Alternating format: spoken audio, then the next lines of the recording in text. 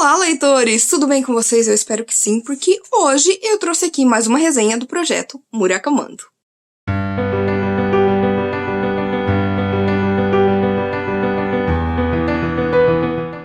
O livro lido em setembro para o projeto Murakami foi o belíssimo Sputnik Sweetheart, Minha Querida Sputnik. Gente, esse livro é uma preciosidade. Aqui a gente vai ter como narrador o K, e o K tem uma melhor amiga, que é a Sumire. O K, ele é extremamente apaixonado por ela, só que ela não corresponde isso, ela só vê ele mesmo como um amigo. Aliás, a Sumire, ela nunca se apaixonou na vida. O que ela gosta é de escrever, é de se perguntar as coisas, é de filosofar, é de entender o mundo de alguma forma. É isso. Até que um belo dia ela está em uma festa de casamento e ela vai começar a conversar ali com uma mulher mais velha chamada Mil. A hora que ela vê a Mil, ela já se apaixona perdidamente. A Mil, ela é uma mulher que ela é dona aí de uma grande empresa e que tá procurando uma secretária. Ela precisa de alguém que saiba escrever bem, que consiga redigir documentos, que consiga enviar esses documentos, enviar cartas, que consiga fazer ali, né, os trabalhos básicos de ir buscar coisas pra ela, de trazer pra ela, de estar ali acompanhando a Mil o tempo inteiro. E a Sumire vai topar esse emprego. E aí, conforme o tempo vai passando, a gente vai vendo através da visão do K, a Sumire viajando por diversos países, sabe? Mandando cartas pra ele, falando um pouquinho sobre como que tá sendo a experiência dela de viajar pra esses outros lugares, de conhecer o mundo, mas ao mesmo tempo de amar essa mulher que ela sente que não corresponde exatamente aos seus sentimentos. Até que um belo dia, a Mil vai telefonar para o K e vai pedir pra ele ir o mais rápido possível pra Grécia. Quando ele chega lá, a Mil vai contar pra ele que a Sumire desapareceu. E ela desapareceu após uma noite em que ela revelou seus sentimentos verdadeiros pela Mil.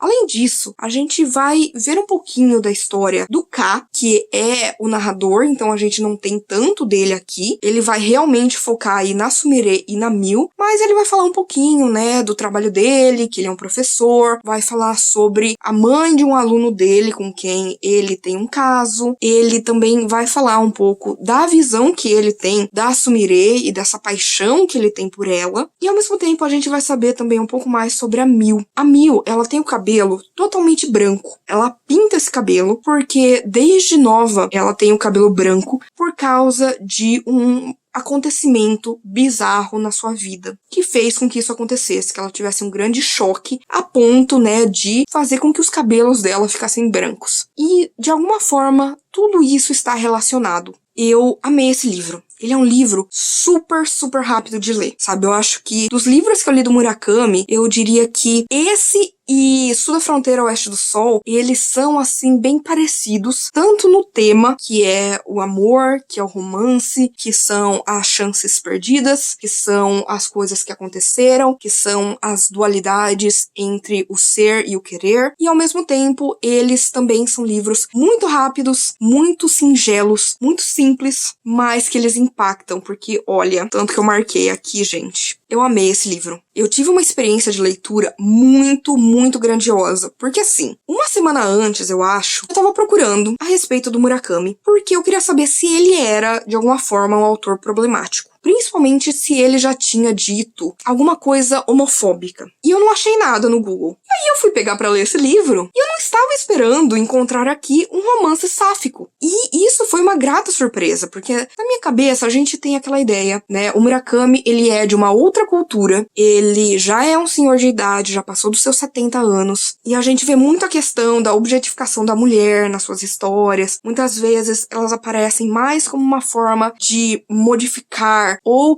de levar pra frente a narrativa, né, do protagonista. E não é o caso aqui, porque o K, ele não é o protagonista, ele só é narrador. E assim, gente, esse título é lindo. Assim como basicamente todos os títulos do Murakami são explicados em algum momento nas suas histórias, ou porque algum personagem se relaciona com aquilo, ou por causa de alguma lembrança, ou algo que tem a ver aqui com a história. Nesse caso, minha querida Sputnik, a gente vai ver, né, a Sumire e o K conversando a respeito, né, de sondas espaciais, de foguetes, de testes e tudo mais. E a gente vai aqui descobrir que Sputnik, em russo, significa companheiro companheiro de viagem. Então faz todo sentido aqui, porque na realidade, o que a Mil e a Sumire são? Companheiras de viagem. E ele também vai evocar essa questão do espaço para trazer uma metáfora muito interessante a respeito dessas sondas, sabe, que sei lá, estão apenas passando paralelamente uma à outra, que se cruzam no espaço, mas que nunca chegam a se tocar e que acabam se autodestruindo, sabe, antes de voltar para a Terra. E a gente vai vendo isso aqui, tanto com a Mil quanto com a Sumire. E assim, esse é um livro que, como é de costume do Murakami, ele é rápido de se ler, ele é curto, ele tem uma linguagem muito simples e ele traz essas metáforas incríveis que o Murakami consegue fazer como ninguém. Ele fala das coisas de uma forma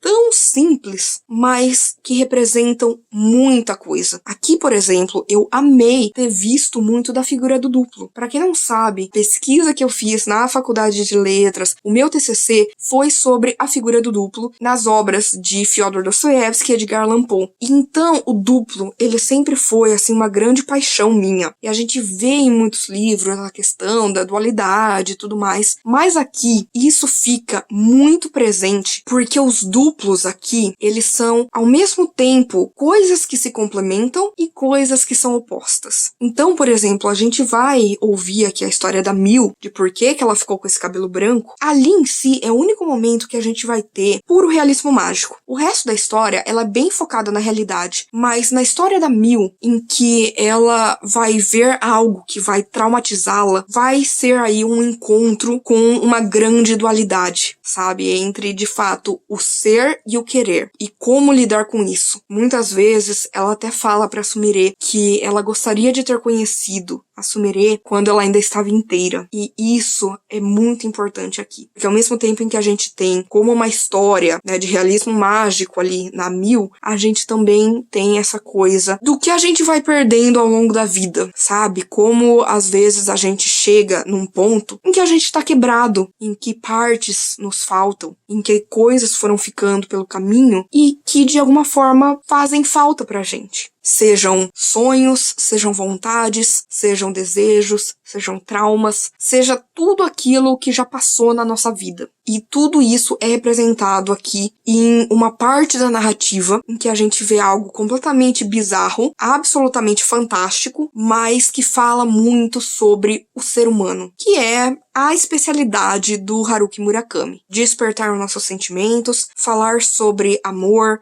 sobre morte, sobre a vida, sobre as perdas, sobre a fluidez e a rapidez de tudo, sobre as mudanças, sobre a saudade, sobre tudo aquilo que o ser humano muitas vezes não gosta de pensar a respeito. Eu sempre falo que o Murakami, ele consegue muito bem colocar o dedo na ferida. Ele consegue acessar ali os nossos pontos mais dolorosos. Ele consegue fazer a gente sentir o que os personagens estão sentindo. Pode ser a respeito de um amor que não foi correspondido, pode ser sobre alguém que se foi, pode ser sobre as oportunidades que a gente perdeu, pode ser sobre a nossa parte que se perdeu, né, ao longo da história, e ele faz isso de uma maneira incrível. Esse foi um livro que me comoveu muito. Eu chorei, não só por ter me identificado aqui com algumas coisas, principalmente, né, da Sumire, mas porque é uma história muito bonita. Ele é um romance, e é um romance sáfico, gente, e eu não tava esperando isso vindo do Murakami. Eu acho isso muito, muito bonito, eu acho esse um livro muito tocante, acho ele muito devastador, ainda mais se tratando de um livro tão curto, tão rápido, e que, assim, em poucas páginas,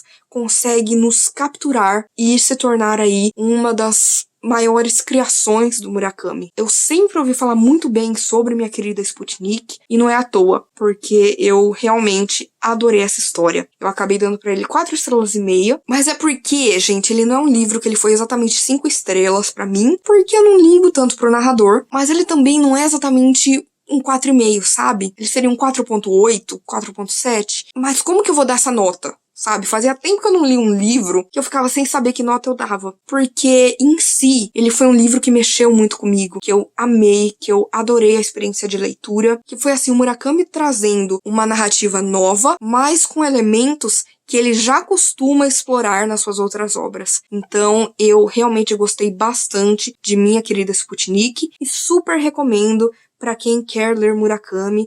É um livro muito gostoso, muito tocante e que tem aqui tanto a parte mais realista do autor quanto essa coisa dos elementos mágicos que ele coloca. Então, com certeza, que livro incrível! Leiam, por favor, leiam Minha Querida Sputnik.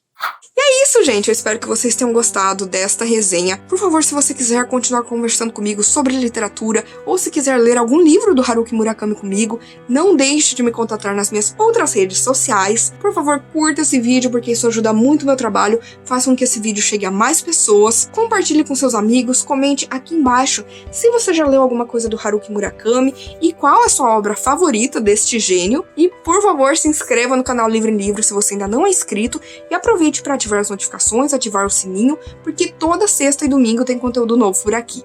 Então a gente se vê no vídeo que vem.